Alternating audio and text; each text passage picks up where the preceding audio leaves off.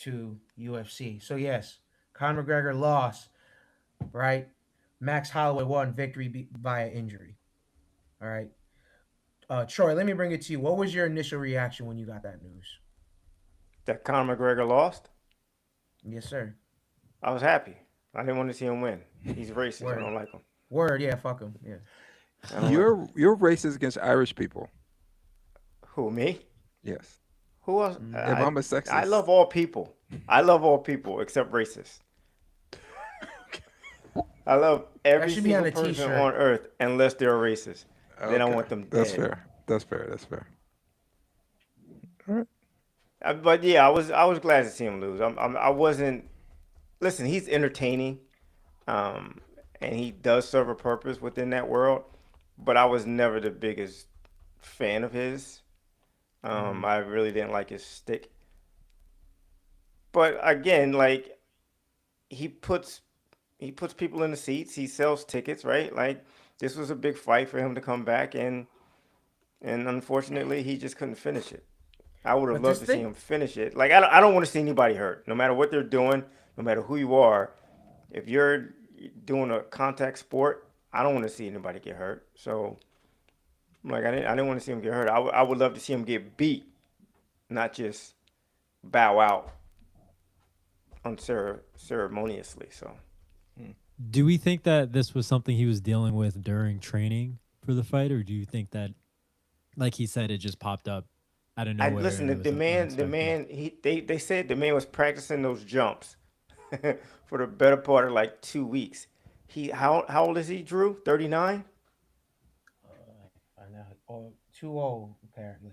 Yeah, I he's thought he too was old to 41. be. He's 41 years old. He's too old Yeah. to do that stuff. To act like to jump around like he's 20.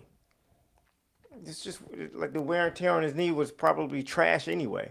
So he goes out and he's training for like some specific move, constantly jumping on one leg. Yeah, what do you expect to happen? So Good point. whatever. Like, listen, I hope he comes back. I hope he gets beat. Most likely, if I was him, I'd quit UFC and just start prize fighting, just boxing. Pick a fight with with Mayweather again. Go fight one of the Paul kids. That Paul kid, make a bunch of money there. It's easy. Yeah. No, that Mayweather fight was trash. Yeah, but they made a lot of money off of it. They made a I know, but huge like, bank just off think of it. about So how combat sports and just internet culture. I mean, it's. I think it's inevitable for them to coexist, but I think that these fights have been more about views than the sport itself, and I think this McGregor fight is another example of that. McGregor versus Mayweather is another example. Tyson versus Logan Paul or whoever Paul it was is another example. It's internet views, and it's not really about the sport especially when it comes to the main event nowadays. Ronda Rousey versus Gina Carano, whatever the hell her name was. hmm Another example. The list can go on. So it's just like, imagine you're a fan who went to for the main event. You spent tens of thousands of dollars for these seats. He loses in a minute. yeah, I'd be pissed off. I'd be pissed. I'd be pissed. And best believe, like, even if I got there the moment the doors open, I'm gonna be pissed.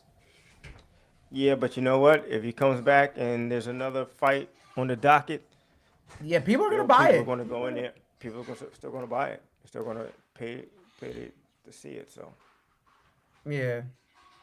So Well, athletes, a few athletes, couple of athletes that don't have issues above the age of 38 performing are, I would say, Cristiano Ronaldo and Lionel Messi. And we're still getting to see one of those guys compete in the World Cup with Argentina still alive in the World Cup. They'll play England tomorrow. I guess we'll transition into talking about what's been going on in that tournament, fellas.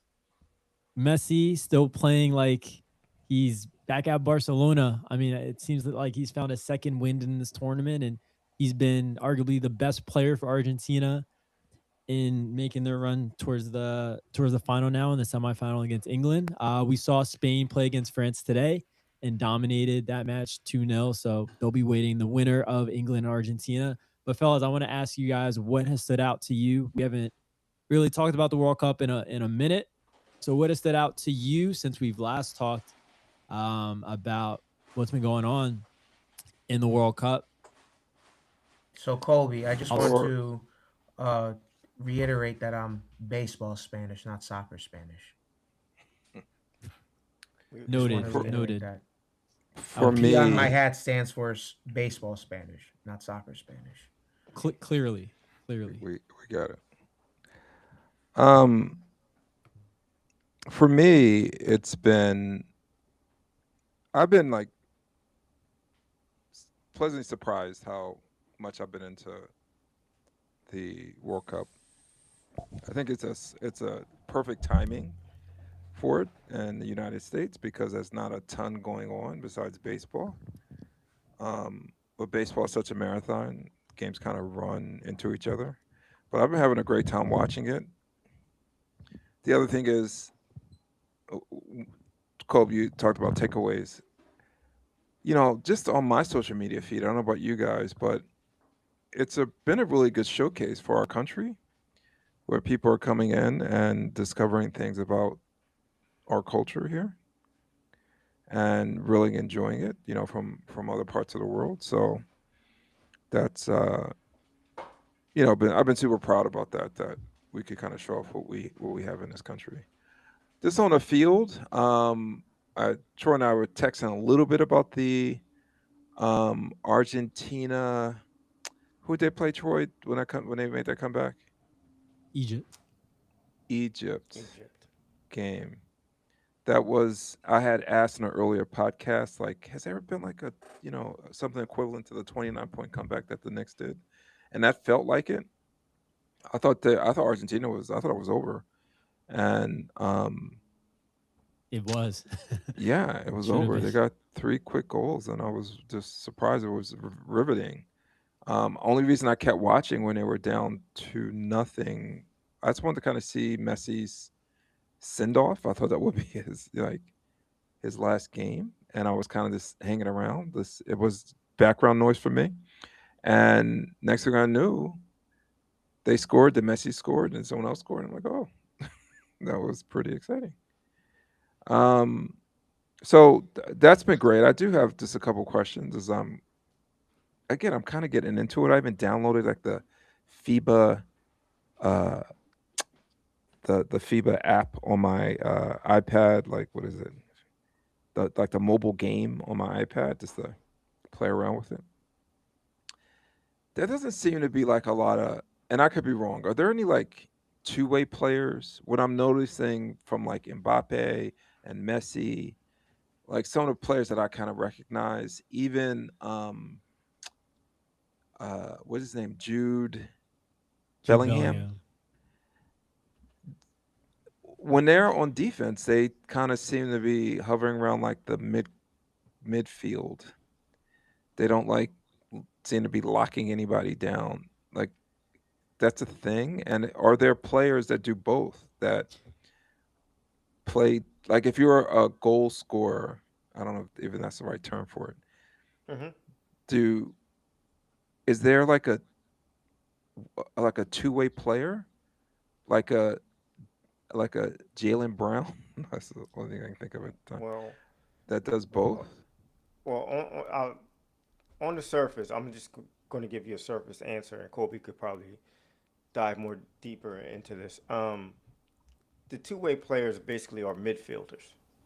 Those guys play offense and defense. When you talk about the strikers like the Messis and the Bellinghams, they're mostly concentrated on offense. Now, they may dig into the midfield a little bit, but they're not going to expend a lot of energy doing that because their main job is to be a forward and to be the striker. Um, and then the midfielders, they can like depending on where you are in the midfield, you can be on the far end of the defense and actually come up and score also. Kobe, I don't know if Well, Yeah, you want to add that to was that or pretty spot on. Like there are different types of midfielders too, just to add on to that. Like you could be a defensive midfielder and primarily just help out a team's back line and stay in your own half for the most part, or you could be like Jude Bellingham, an attacking midfielder, and primarily help your team out on offense, really not get into the defensive duties within your team unless you absolutely are defending a 1-goal lead late in the game. Then obviously everybody will be in their own half trying to defend and prevent a goal from happening. But yeah, Dad, you were spot on. What's considered a box-to-box midfielder in soccer is a player that covers both halves. So in soccer, you have the 18-yard box, Chuck. So that's the box that a goalkeeper defends his goal in. It's 18 yards from the touchline. I don't know if you've been watching, you've noticed there are two boxes. So on each end, there's a box, and it's about 18 yards. And it's where, like, if a team gets a penalty kick, the spot to put the ball is in that 18-yard box. Okay. So in soccer, there's a player considered a box-to-box midfielder, and that just means they cover from one box to the other the entire length of that part of the field. So they, in essence, they play both offense and defense. So yeah, like the players that you named, the Mbappe's, Messi, they're attacking players. They're gonna score goals, assist goals, and that's their main job. They're not going to defend unless they absolutely need to in a late game situation. But there are definitely those players that do both, to answer your question. And if you're wondering if you're a defender like Kobe was a left back. His primary focus was defense. Got it. So it's rare that a defensive player scores? Yes. No. Okay. It's rare. Yes, it happens, but it is very rare. So if Bellingham's a midfielder, Kane is the striker? Correct. Okay. Because it seemed like Bellingham was like in that. He seemed like to be in that area that I see Messi and Ronaldo in.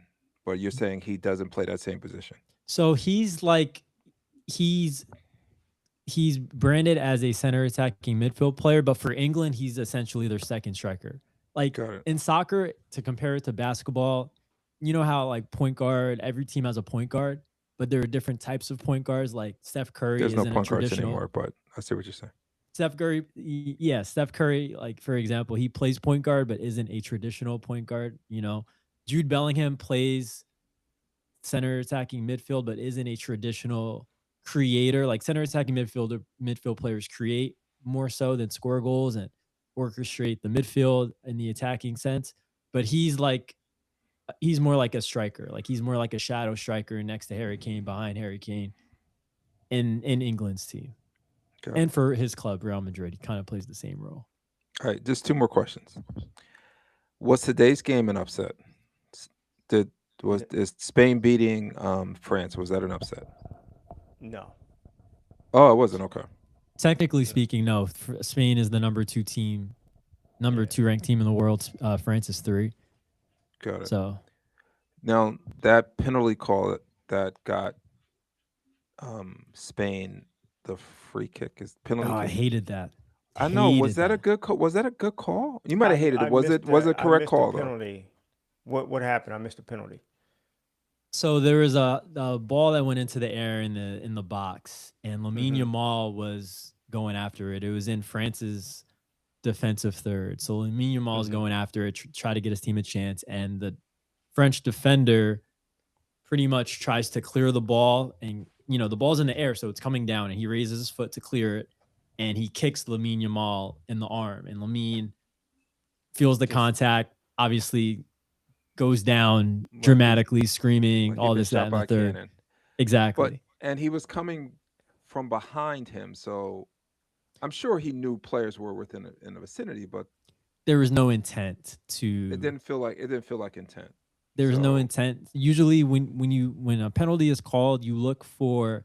The rule is that at least for a handball, like if somebody were to commit a handball offense in the box, it needs to prevent a goal from happening for it to be called a penalty. So you have to clearly prevent a goal from happening.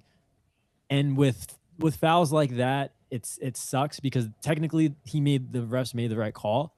It wasn't preventing a goal scoring opportunity. Like Lamine Yamal would have still had to control the ball and find a pass or shoot. Like it wasn't preventing a clear cut goal scoring opportunity, but it was a foul. Like he did kick him in So what? in the That's body. And Kobe. Just on that point, what do you have to do to get a penalty kick? Like I've seen worse plays where there's no penalty kick. Like what made that rise to the level of them kicking? It's because he didn't get the it's ball, he didn't make any contact with the ball. But I've seen that happen like right. all But the Chuck, time. Why is that it's particular play? it's the same reason why during the course of a basketball game or various games, you see a guy charge into somebody and it's called a block, and then the next game is called a charge. Why? Because there's different referees with different perspectives, so you're going to get some different types of calls on bang bang plays that maybe look alike. One looks less than the other, but from the referee's perspective, it could be a penalty versus another guy's perspective. So it doesn't matter where you are on the field. You could get like if you're like half court, I don't know what it's called, and you have that. He made that same exact play. No. If there's a foul in the box, you're going to get a penalty kick. In the box is right in between, right where the Okay. goalie is, right in front That of the makes sense. goalie. Okay. Anywhere okay. outside, you will get a free kick. Okay. Yeah. Okay. Yeah. That makes sense. Okay. Listen, as far as today's game is concerned, like I was rooting for France. Like with the last four teams, I wanted France to win, then England, then Spain, and then I'm not rooting for Argentina at all. Even though I'm a big Messi fan, I love Messi. I'm not rooting for Argentina. Tell me why. They're racist. You don't know why? I thought so. They don't have. They're I think they're the racist only nation. team without any players of African descent. Is that Yeah, true? and if you just read up on the history, they killed a lot of us. Interesting. Yeah, they cleansed. But- they wanted. Yeah. Yeah, cleanse the nation of us. But watching that game today, and basically watching this whole tournament, it's going to be tough to beat Spain. The way they play, and I think I mentioned this because Spain was one of the teams you gave me, right? Wasn't Yeah. it, Kobe? Yeah. Yeah, the way they play defensively and the way they can control the ball. I think they control the ball better than any other team, than every other team that was been playing in this World Cup. They're just going to be a tough out. They're going to. I mean, the goalie hasn't let up a score in how long? They let up their first goal of the tournament in their last game against Yeah, who they play in the they're last just game. they're Yeah. just a very technically sound team. Who's their best player? It's Lamine Yamal. The 19-year-old. Yeah, he just turned 19. Yeah, and like the way the game started, it was kind of favoring France because Spain had a lot of the ball, but they weren't doing much with it. And you kind of were thinking, okay, they might get exposed in this game for not having any explosive outlets outside of Lamine Yamal. And then like France would get the ball and be out on the counterattack. Mbappe almost had a chance early on, and it was like, okay, like France obviously has the edge here when it comes to their attacking four. They're going to look dangerous on the counter all game long. And then they get that penalty and the whole game just swung towards Spain's favor. And the France, like you said, like Spain did a great job of keeping the ball. France cannot get the ball. And even when they did give the ball up, Stuart Holden, the commentator, made a great point. They tried to get it back. And like there's a saying at Barcelona, when you give the ball up, you try to get it back in under 6 seconds. It was like the same mentality with Spain. They tried to get it back immediately. You saw them do a great job pressing and just putting France under pressure, and they won the ball back immediately in a lot of cases. So, yeah, they have a great game plan. Everybody on that team controls the ball really well. They have Lamine Yamal that can get by 2-3 defenders at once and make something happen out of nothing. So I think, yeah, you're right, Dad. It's pretty spot on. They are the toughest team right now to beat. Who do you guys have in the next semis? I would love to see England win. Okay. So, it's Can going to be they? a tough game. It's going to be a tough game, but I would love to see them win. Okay. I'm gonna root for them. Let's see what happens. Very, very historic matchup, too. I don't know if you guys remember the Maradona hand of God moment in the World Cup against England in How the do you remember 70s. that? I didn't say I remember. I said I don't know if you guys remember. No, we don't remember it. I just I don't remember it happening, but I do. I know about it. I've read about it. yeah. So there's I don't know what you're talking about. Never heard of it. You want to give us so some history? in a World Cup game between, I'm gonna give you some history, a history lesson here. Okay, I'm ready. In a World Cup game between England and Argentina, Maradona, the best player in Argentina, one of the greatest players of all time, scored a goal with his hand, and the ref didn't see it, didn't call it, and it was called the hand of God from that point on. That goal that happened. They And didn't Well, replay it? they interviewed Maradona and they asked him about it, and he said, "Well, it must have been the hand of God." there you go. And he's talking about his own hand, calling himself a god. And then 4 minutes later, he dribbled past like four guys and scored one of the best goals that we've ever seen in the World Cup. And Argentina won 2-1. So a lot of history between these two teams. They've had a couple of more matchups and some fights. Things got ugly. Things got chippy. So no love lost between these two nations. So it'll be an interesting semifinal that Okay. I am looking forward to watching. In addition to the World Cup, also have had some summer league action been going on. Sixers have been playing. We've seen Phylon make his debut. We've also seen the top draft picks. The most recent draft: AJ DeBonsa, Darren Peterson, Cameron Boozer, not Carlos, and Caleb Wilson, who had a great debut, 35 points, 7 threes. What stood out to you guys? I was in Spain when Summer League was kicking off. So what stood out to you guys about Summer League so far? For me, and Troy, I really want your take on this. So this is the first time I've seen Phylon besides highlights. He reminds me of maybe a skinnier version of Rod Strickland. If we can get something out of that, like if that's the upside, I will be thrilled. I think immediately he's going to be the best passer on the team. But I liked his confidence. I liked his, obviously, floor awareness. I know you guys are sick of me saying it, but the IQ of a basketball player is how they pass. And he did some really wonderful things. So I was excited about that. Janai Broom, he put up some numbers, but Troy was making fun of him in the chat. He, at his age and him being a second-year player, I did expect him to look more dominant in a way. He has some offensive rebounds, but he seemed to,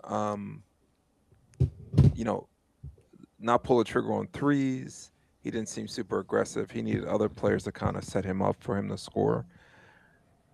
I don't know what the future holds from him.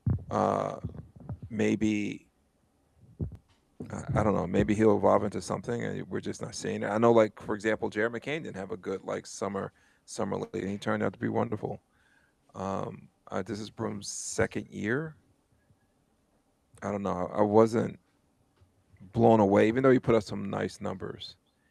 But that's what I kind of took out of it. I'm excited about Phylon. I don't think we've had a player like him since probably Lou Will, and Lou Will wasn't much of a passer. He was more of a scorer. So I am excited to see what he does when he plays with the big boys. He's very slight, though. That's the other thing I noticed about him. But we'll see when he plays against the real players. What do you think of the Rod Strickland comparison, Troy? I want to, before I get to that, I want to talk about Janai Broom.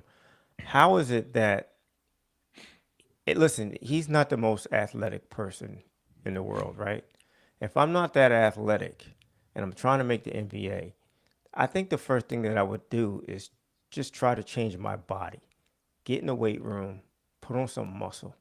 He looks like the only thing he's been lifting is cheeseburgers and milkshakes. And he's not overweight. I don't want to diss him like that. He's not overweight, but he just there's no muscle tone there. and maybe he doesn't need it. Maybe like there's that hidden strength that like His Kevin old man Garnett had strength. was just yeah. Maybe he's got the old man strength because he is an old man, relatively speaking.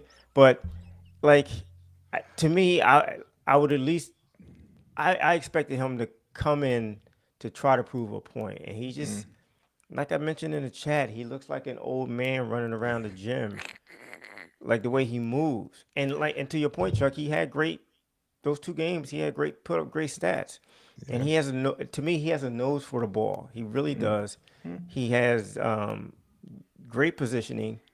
He knows how to use his body, but if his body was a little bit stronger, I think it would just make him that much more. Uh, just make him a better player overall. I don't know why it seems like he ignores weight training. I like where you're going there, Troy, but do you think, and you too, Kobe and Drew, like, do you think instead of like not only his body but changing his game, like he's not very athletic, he should maybe be a stretch 4 or 5. I think he would have a longer career if he could develop a 3 and space the floor a little bit. He He was like he was giving up 3 pointers, like he was hesitant to take them. I agree. But his body needs to change, but I think his game needs to change a little bit. He won't. That's He fair. won't. Yeah, I think you're right. I think you're absolutely right. I think one of the problem, a big problem is when have we seen any of the Sixers from 1 year to the next develop a better jump shot? That's not a superstar. That's not a potential superstar. Not a first round draft pick. Maxi or VJ Edgecombe, take them out. Like you think about guys who really couldn't shoot coming out of college. Matisse Thybulle, Broom. Give me somebody else. Anybody else? Furkan was not consistent. Furkan wasn't consistent. Oubre's Uh, not consistent. Wasn't consistent. Right? yeah. Like to me, listen. To me, it comes down to having that person on your coaching staff. The best shooting coach I would say in the past 15 years is that Chip. I forgot how you pronounce his last name. He's down in San Antonio. Kawhi Leonard was not a shooter coming out of college. He was not. I'm shocked when he misses a jump shot. Anytime he takes it, anytime he pulls up, it's a line drive jump shot. It's going. It's a bullet right into the basket. Right. Yeah. Everybody in You. San Antonio, Bruce Bowen. Think about Bruce Bowen. We have Bruce Bowen on the Sixers. He Yeah. couldn't shoot straight. He could play defense, couldn't shoot straight. He goes down there, and now he's the first ever 3-and-D player in the NBA history, right? Yeah. Like he's knocking down threes at a high clip, and we don't have that. Like I think I mentioned this before. The what's the shooting guy's name? The shooting coach that we see online all the time, Colby. Oh. lethal shooter. Lethal shooter. You pay him as much money as humanly possible to get him in here on the Sixer staff. That should be one of your one of your assistant coaches. Get him on the staff and help everybody out here correct their jump shots. That's what I would do. To your point about Ross Strickland, that's a very good comparison. I didn't think about that, but when I think about Phylon, it's real. I'm not gonna say it's real easy, but it's a lot easier for him to maneuver around the court and get to the basket than it is for a lot of other players. You can just see that right off the bat, right off the rip. I'm not gonna say he has like a Kenny Anderson yo-yo handle, but he's got a nice handle. He knows how to use it. Um, I don't, I don't, I hope he has the finishing skills of a Rod Strickland. Mm. Rod Strickland has the finishing skills. Well, he taught his godson a lot of his skills, which is Kyrie Irving. Like if he becomes like a finisher like Rod Strickland, yeah, that would be something else. That would be Yeah. something else. Yeah. Also, like the fact, like more than anything, I was trying to watch him play defense. I wanted to see his effort on defense because I know from year 1 to year 2 in college, they needed him to score more in year 2. So that kind of took away from his defense. Out here, I just wanted to see his work on defense. And it wasn't bad. It wasn't great, but it wasn't bad. Like there was effort there. And Chuck, to your point, I think that the main concern with him is just he has to put on weight, and he will. He will. He'll never. He's not going to look like Jalen Brunson, but he'll put on weight. But like he's been that size his whole life. He'll figure it out. Whether it's 10 pounds or 20 pounds. Like if that's all he can put on for his whole career is 20 pounds, it'll be fine. He'll figure it out. Like Let me more than anything about weight, it's just strength. Yeah. Let me ask you guys, what do you think his role is going to be on the team? And Colby, you've been Janai Broom's biggest fan. I think that's a Yeah, I poster just you want to have say a on. few things about him. Yeah, I want to hear like what you. I just want to What say a you, few now you things. were in Spain. You were in Spain. You didn't see him play. I did not so- see him play. I did not watch the games. I did watch the highlights. But I did not watch the Okay. games like you guys did. Okay, so I want tell to us- remind you guys that he is coming off a lateral meniscus tear that he suffered in February, which Okay, that's fair. at this point most likely is hindering his mobility. Okay. I also fair. did see him hit a couple of threes in his first summer league game. I saw that on the highlight. I don't know how many he ended up taking. I saw he took 7 in one game. He went 1 for 7. He wasn't shooting efficiently, but he did take them.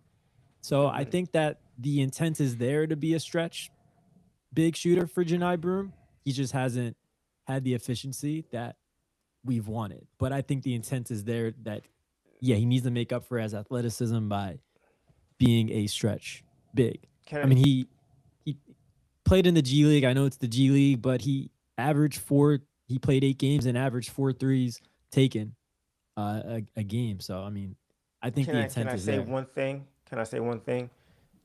There's been no difference in his release from year 1 to year 2, which is concerning for me because he had a very slow, methodical, and not unorthodox, but just a weird release. And there's been no change. It's like no one's working with this guy. They want to put him in the corner. Hey, shoot more threes. Well, you guys are going to have to help me get the 3 off at the very least. Like his release is slow. It is. And it has to change. And like to me, that's what's more concerning for me, that it doesn't seem like there's a lot of people working with him to get him better. Yeah, you're probably right, Troy. And I think with his rebound, he can rebound. If he could rebound and he could just be a spacer, he can have a long career and lead. Could. So could. I think And listen, I'm not he's giving up on him. Right. Okay. And he's not a dumb player. Like I think he has a good IQ. I'm not gonna say he's a high IQ player, but he has a good IQ on him. Like he makes some connective plays, and I like that about him. And listen, I'm rooting for him. I want him to succeed, but I don't know, man. Like I just look at him and I'm like, first of all, cut your hair. Just someone has to tell him to, dude, let it go. You just don't like The the way he baldy's looks. fine. And listen, You just don't like Troy, the a way he simple baldy picture of you, Troy. fine. You looking great. You looking dude, nice and the smooth, Troy. baldy is fine. Just shave your head, Just shave it. grow your beard out, and like, listen, just go there as the meanie, the light skinned meanie, and just bully people. Put some muscle on and bully people, dude. Like his whole career would be different. His whole career would be different. Cole, Listen, I don't want to harp on Janai Broom too much with no, but everything tell else us, do that's you going think on. he with has a the role on Sixers. the team? Like, what do you think his role is going to be on the team? Well, right now, no, he doesn't. He doesn't have a role on the team. He has to earn a role on the team, and he's trying to do that right now in summer league. And that's where we are with Janai Broom. Like he's not in the active rotation as of right now. He's a bench guy, so he's got to work his way into being more than that at this point. What about Fideline? What do you guys think he's going to? You think Nick Nurse is going to play him? Like, first of all, and then what do you think his role is going to be? Especially, I signed, do think Anthony I think if he comes in, like he's going to get a chance to play, right, early on. I think if he concentrates on defense, he'll continue to get that chance to play. You're probably right, but oof. And I'm just About basing to that on ask. Nick Nurse. I'm only basing that on Nick Nurse and what he wants. Now, if we happen to get LeBron, if we get LeBron, there's a chance that everybody on that roster is going to get a solid chance because they're probably going to want to see which player plays best with LeBron and which player LeBron likes. Um, so there's a chance that he could like Phylon might be his rookie and he might take him under his wing and that'll be it. I don't know, but I do think Phylon's going to get a chance. If anything, with the addition of Simons, initially I thought Phylon was going to be the third guard, first guard off the bench, third guard, but it's probably going to be more or less the fourth guard. I think he'll get a better chance than Justin Edwards will at this point in time. I would put him Well, ahead of Justin Edwards. well, a couple of things. Troy, I love the fact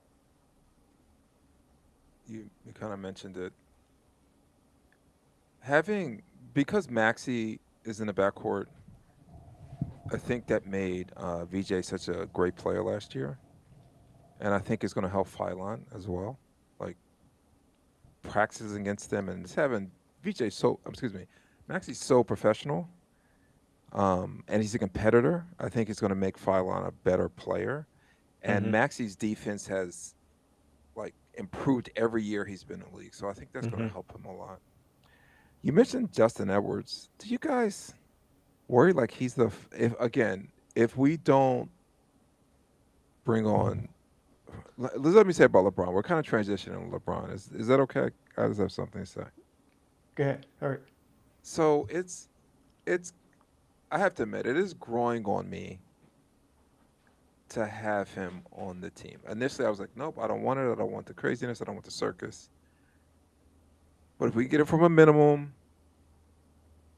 I think the Sixers are the best team that he could go for if he's looking to win.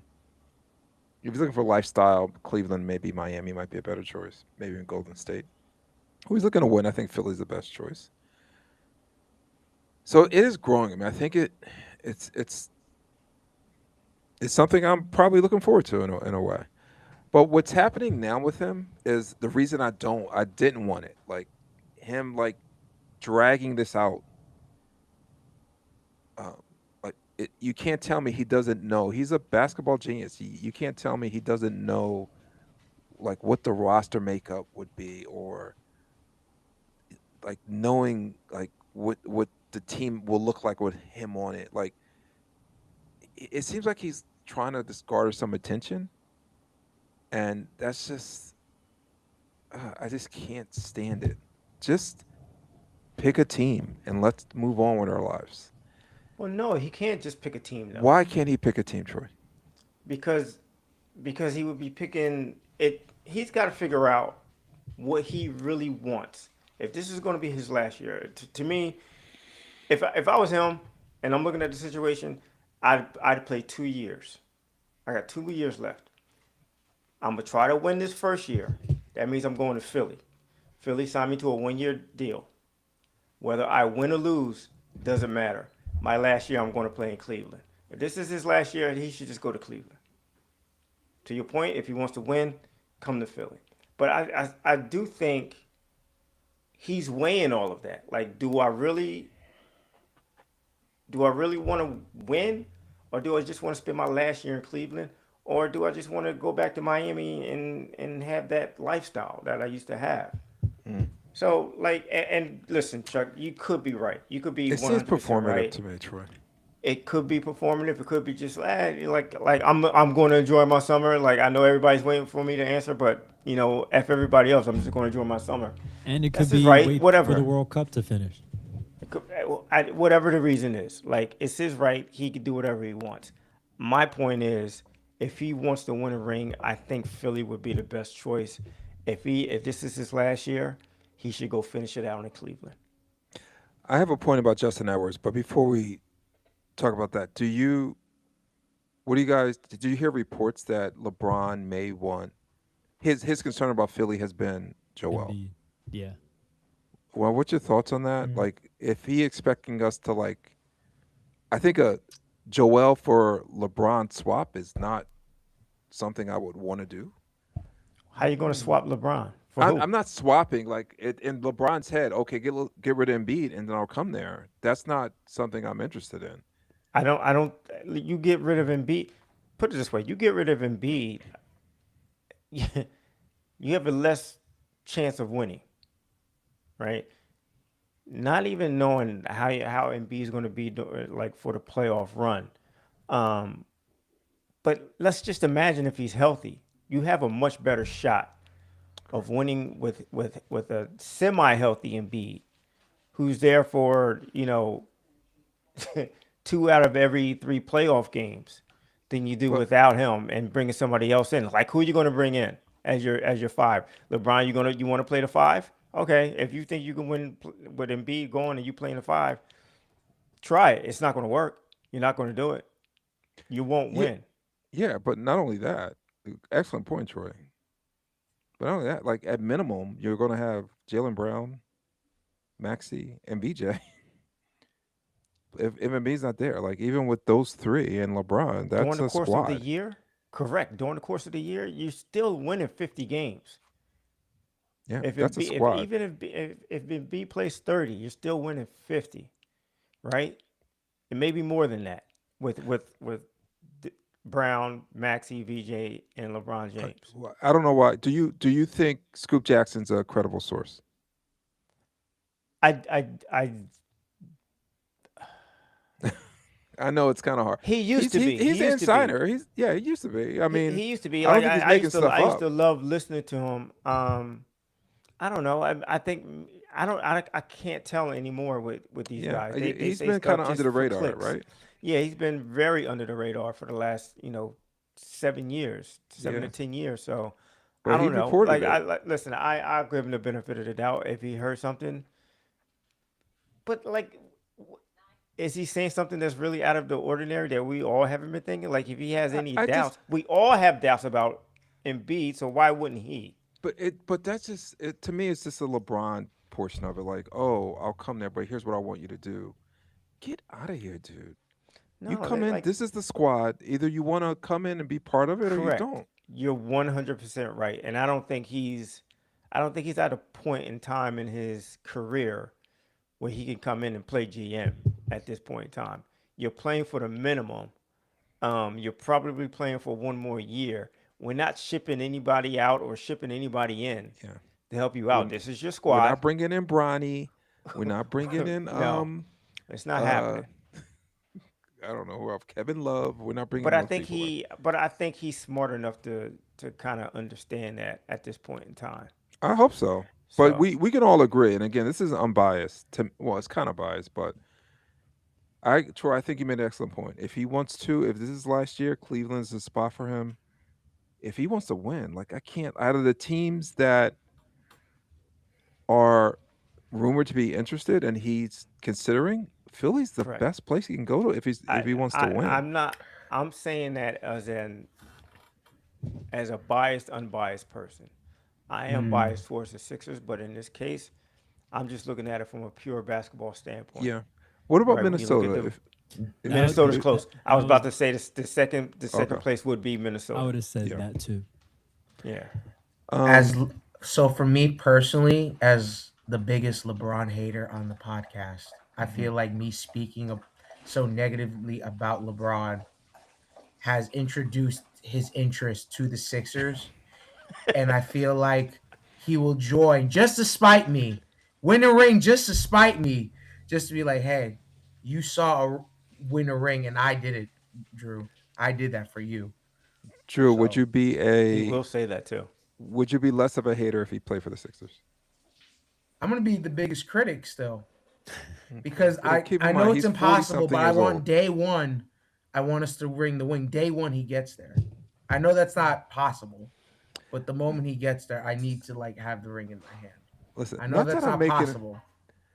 I'm not trying to But make this about me, but no one's giving me a little credit for like no, but I agree that with heel you, Dad. turn I that think I've it's had with performative. LeBron. I think yeah, what you've been saying is pretty correct. All right, I think a There you lot go. of the stuff he's been doing, dragging it out, is performative. I think that because of who he is, he has the options to take his time about I don't think so. what he Make a wants to decision. do.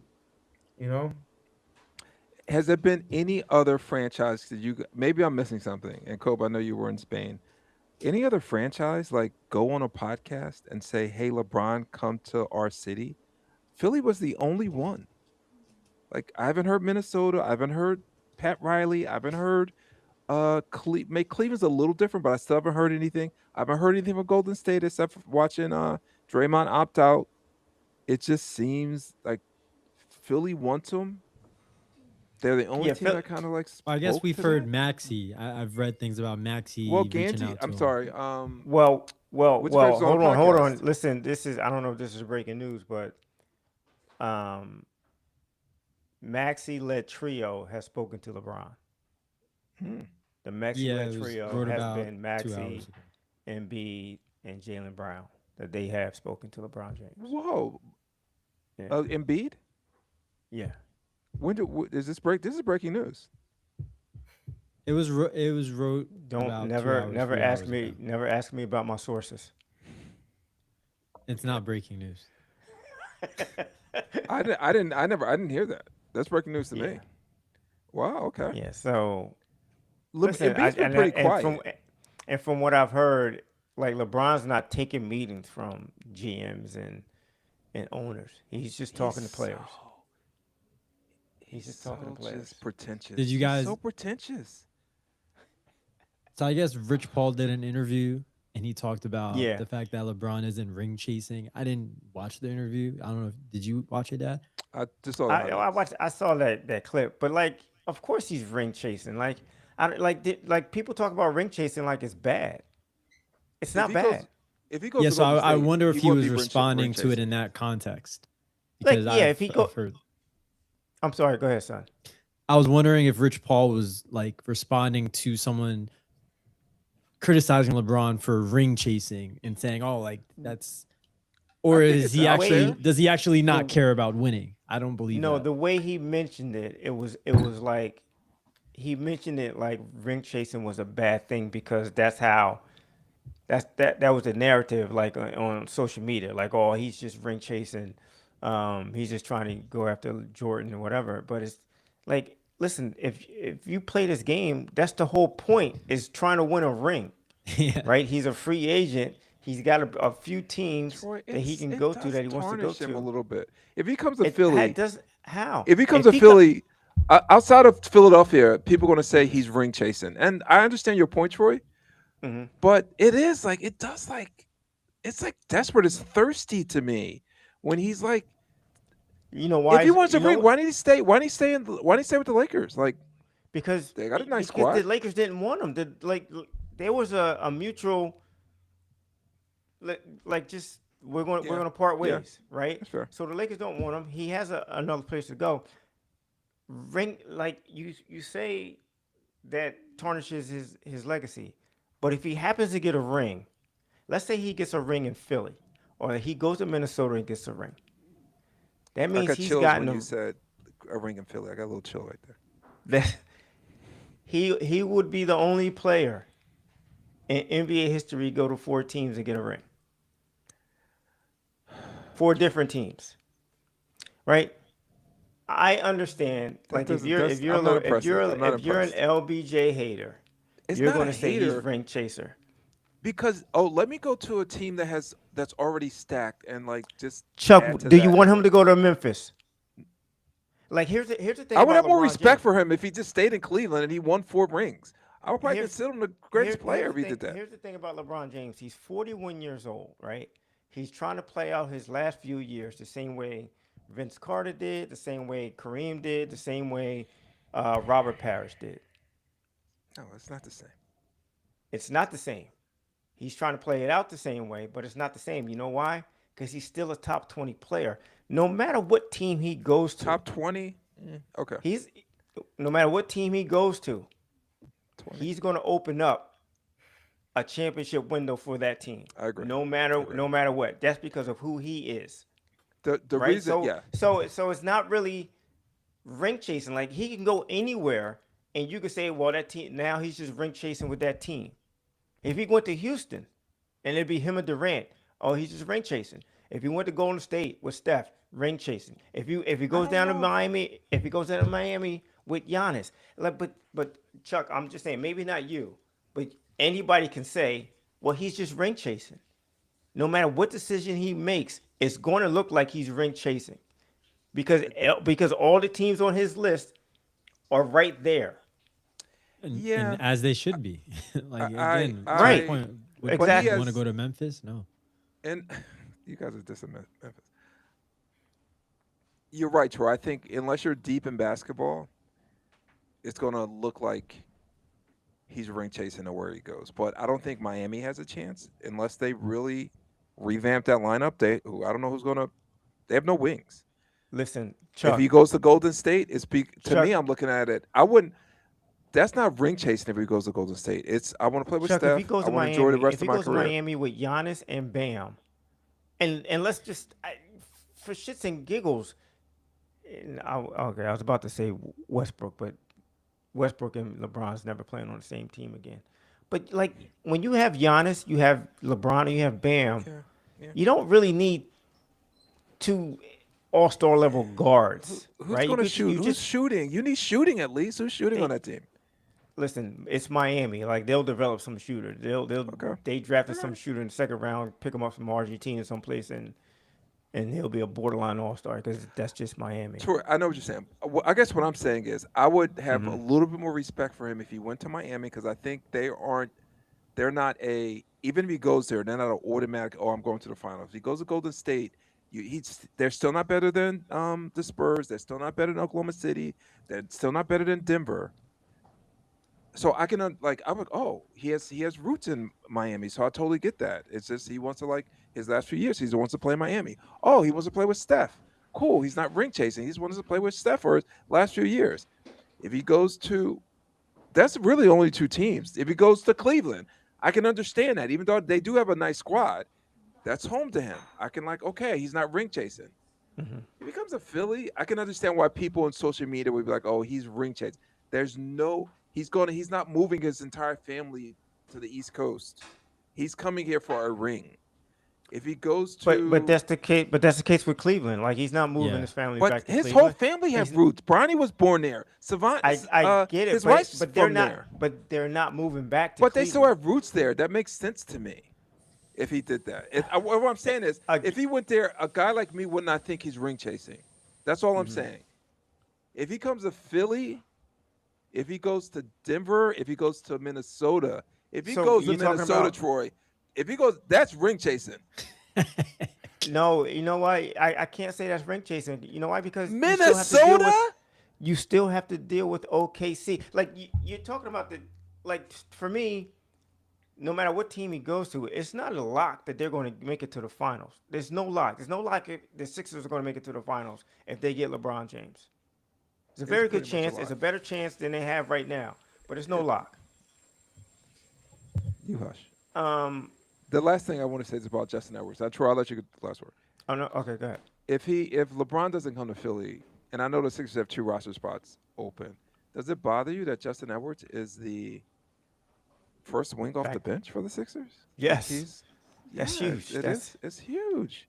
I don't know who's out there. If LeBron doesn't come here, LeBron changes everything. It sends Dean Wade to the bench, him and his $10 million contract. And at least you have some depth at wing. The Sixers have none. None. So that is a little. Gansey needs to get on his horse if LB has a backup plan. He might. He's been like a wizard so far. So I'll give him. He probably has a backup plan if LeBron doesn't come. Well, excited to see what happens with LeBron James and the rest of the offseason for the Sixers. We'll be definitely keeping an eye on that. Want to wrap it up with one more topic, fellas, before we get out of here. Getting into the NFL, we saw a top 10 quarterbacks ranking come out. Jalen Hurts was not on. It was a top 30, right? It was a top 30 quarterback. I saw. It was the top 30. Yeah, I only saw the top 10. Oh, okay. Yeah. It was. They had a whole list of every quarterback. They ranked every quarterback in the league. Okay. Where was Jalen on? Because he wasn't in the top 10. He was ranked number 17th. 17th. He So was not ranked even on the 17. outskirts of the top 10. Well, I would- listen, if they're doing off of last year, that's probably a fair. That's probably a 17 fair is crazy. assessment. But in 17 is terms of like, crazy. Do you have That's the list? Do you crazy. guys have the list? I'm pulling it. Coley, put up the list, or Zachary, put up the list. Zach, can you find it? It's on ESPN.com. 17 is like mad disrespect. I can kind of get it if they're just basing it off last year. I didn't read all the details, but in terms of like just overall, who's a better quarterback?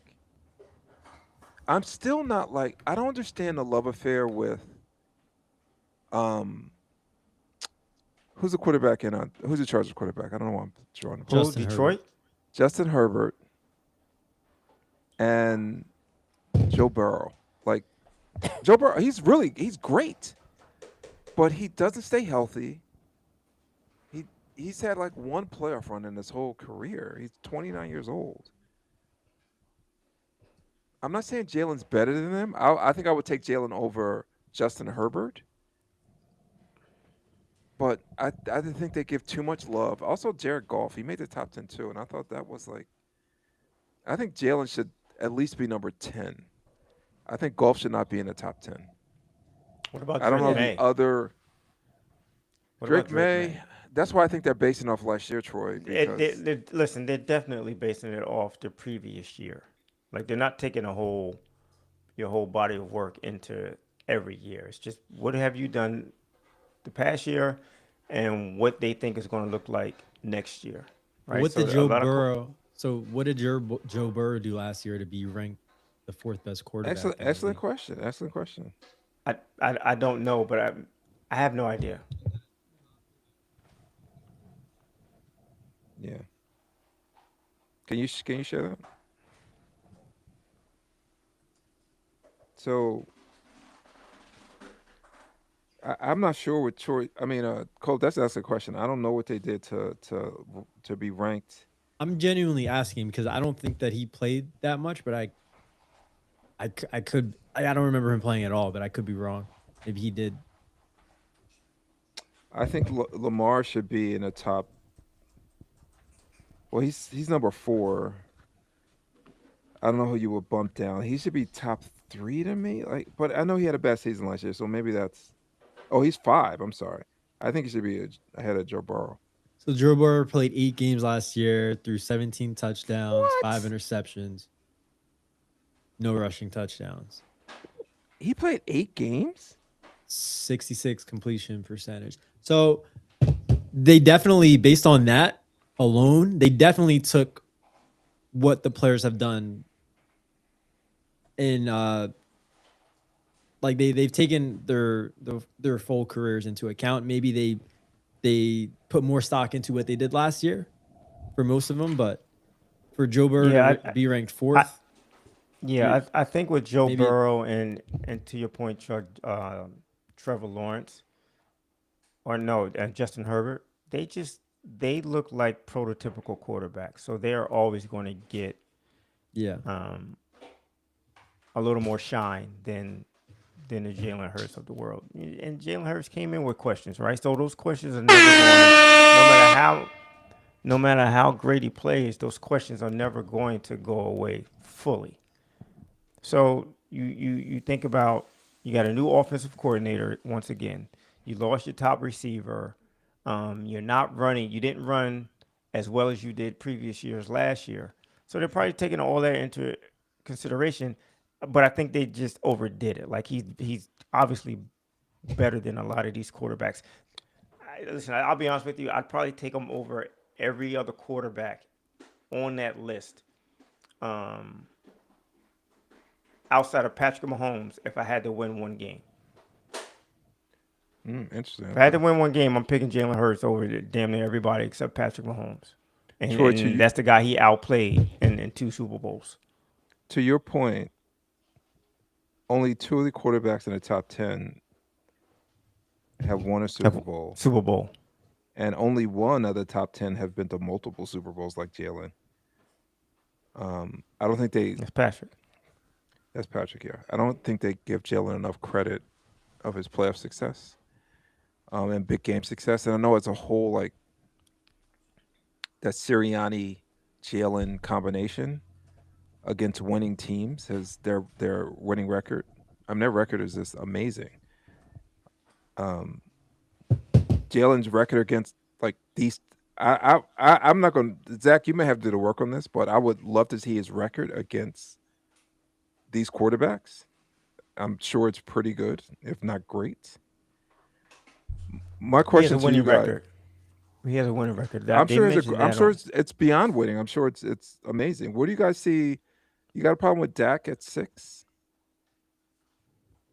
You think is he top 10? He was 3 last year. I'm just looking at this right now, but he's 6 Yeah, this year. I do, obviously. Like, yeah, he's not based on. Listen, I think most of those quarterbacks that are ahead of Jalen, I would probably say they have more talent than Jalen in one form or another. And I'm basically talking about arm talent, right? Yeah. But when you talk about playing a position of quarterback, I don't think most of those guys don't even come close to Jalen. I think he plays the position better than most of the quarterbacks in the NFL. In what way? He's just not as physically talented as they are. And In I think what that way? gets. What do you mean? In what way does he play it better than them? I think if He when doesn't make everyone's on top mistakes. of their game, I think he commands the field better. He commands situations better than most every other quarterback. And some quarterbacks, and you talk about Dak, you could talk about Josh Allen, you could talk about Lamar Jackson.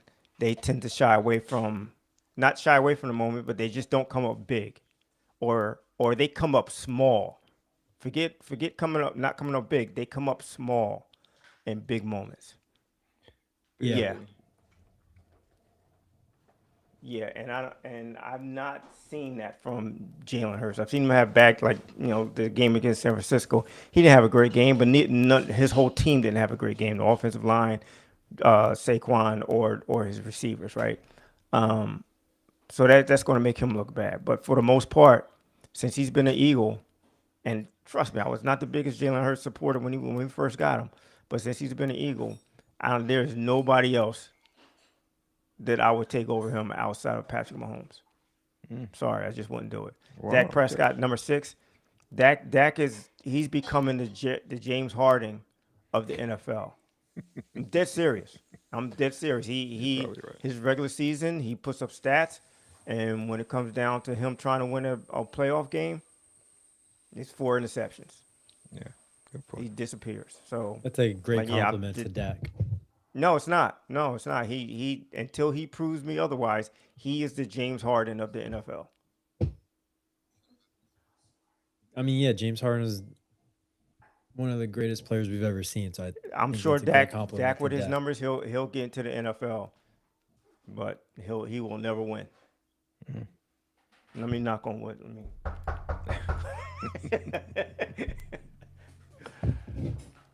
All right, with that, fellas, we'll wrap it up. Make sure you guys stay tuned for more World Cup talk, more Summer League discussions as we get closer to the NFL season. Maybe some fantasy football, some mock draft templates we'll throw out there. But thank you guys for tuning in. Let us know what you think. Like, subscribe, follow us on social media, and stay tuned for our next episode. Go England. Hope they win the World Cup. Go England. This is America. Powered by Riverside.